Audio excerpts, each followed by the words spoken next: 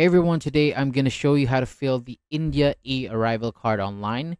So this online form helps speed up the arrival process when entering India, so it's a good idea to complete it before your trip.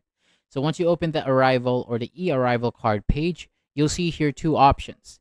If you already have a previous submission, you can use the quick fill from existing data section by entering your passport number, nationality, and the CAPTCHA code. Otherwise, simply fill out the main form on the right side.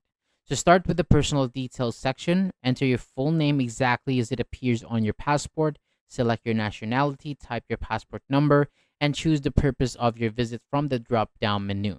Next, move to the arrival details. Select your date of arrival and indicate the countries that you have visited within the last 6 days. If you have not visited in any other country during that period, just check the no country visited option.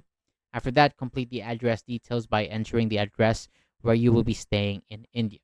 Then select the correct state and district from the available list. Now, go to the contact details section, enter a valid email address, your contact number with the correct ISD code, and an emergency contact number if needed. And if you are traveling with family members, you can tap the add member button and provide their details before submitting everything together. And finally, enter the CAPTCHA code shown at the bottom. Tick the declaration box to confirm that all the information is accurate and tap the submit button. Double check your details before sending the form to avoid any delays during your arrival. Now, once you have submitted the form, you can save or download the confirmation if it is provided. So keep a copy on your phone or print it if needed so that you can show it when you arrive in India. Thank you so much for watching. That is all for today.